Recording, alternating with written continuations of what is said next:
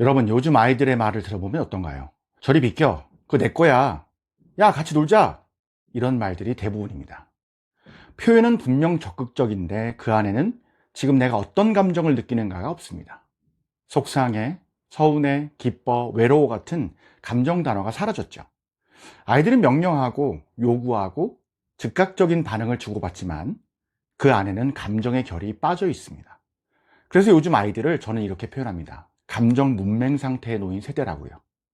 문제는 단지 말투가 거칠어졌다는 것이 아닙니다. 감정을 읽지 못하면 자신을 이해할 수 없고, 자신을 이해하지 못하면 타인을 이해할 수도 없다는 것이죠. 요즘 아이들에게는 감정의 서사가 없습니다. 무슨 말이냐면 감정이 시작되고 변화하고 마무리되는 과정을 자기의 말로, 언어로 표현할 수 없다는 겁니다. 예를 들어서 예전에는 그때 친구가 제 말을 안 들어줘서 좀 서운했어요. 그래서 말 안 하고 있었는데 지금은 괜찮아요. 이런 식의 감정의 서사가 있었습니다. 하지만 지금은 걔가 싫어요. 그냥 하기 싫어요. 혹은 아예 몰라요. 라고 끝납니다. 감정의 이유나 맥락이 빠진 거죠. 이게 왜 위험하냐면 감정의 서사가 없다는 것은 내면화 과정이 멈췄다는 뜻이기 때문입니다. 다시 말해서 아이들이 겉으로는 표현이 많아 보이지만 내면적으로는 느낌과 사고를 연결하는 근육이 자라지 못하고 있다는 말이죠. 결국 이러한 아이들은 수업 중에 사소한 일에도 폭발하거나 누군가의 말에 상처를 받아도 내가 왜 화났는지를 설명하지 못하고 결국 행동으로만 표출합니다. 말 대신 행동으로 감정을 표현하는 거죠.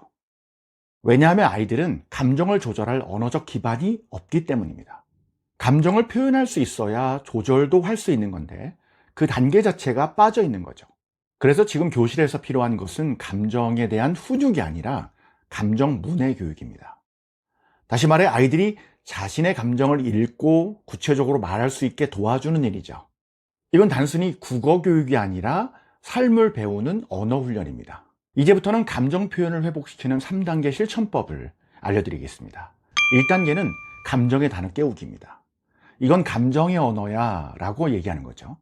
가장 먼저 해야 할 건 감정 단어를 일깨우는 것인데요. 아이들에게 지금 어떤 기분이야 라고 물으면 대부분 몰라요 라고 얘기할 수 있습니다.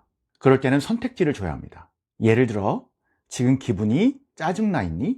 속상하니? 아니면 답답하니? 이렇게 감정의 어휘를 열어주면 아이들은 자기 안의 느낌을 찾아가기 시작합니다.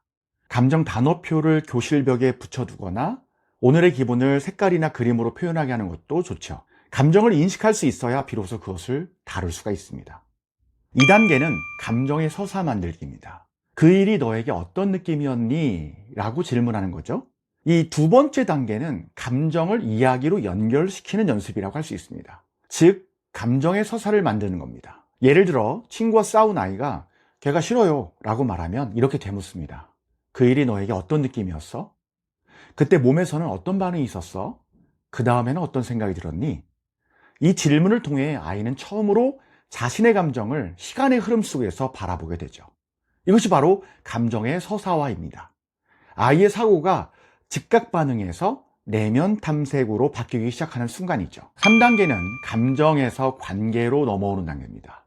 그 감정을 어떻게 전달할까라고 얘기하는 거죠. 세 번째 단계는 감정을 관계의 언어로 바꾸는 훈련인데요. 다시 말해서 느낌을 말하는 방식을 배우는 거죠.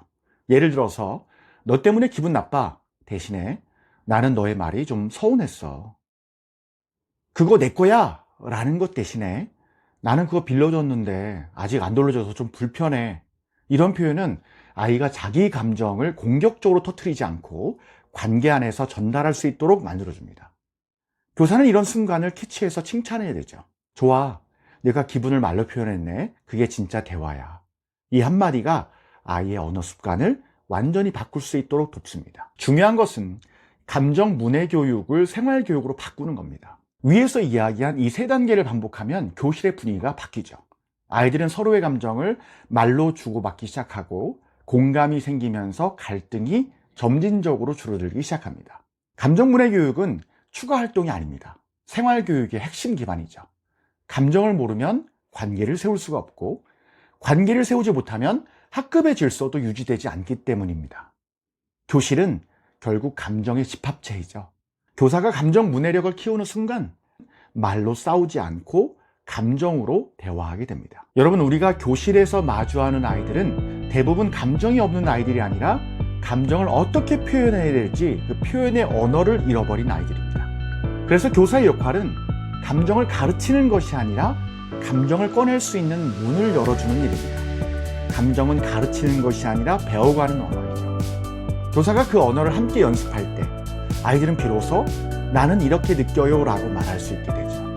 그리고 그 한 문장이 아이와 교사의 관계를 완전히 바꿔놓습니다. 오늘 저와 함께한 내용이 여러분에게 도움되셨다면 구독과 좋아요를 부탁합니다. 또한 저와 함께 전문적인 학생생활교육을 공부하고 싶으시다면 아래의 링크를 클릭해주세요. 지금도 아이들 속에 있는 감정의 역할을 꺼내주시는 선생님을 응원합니다. 감사합니다.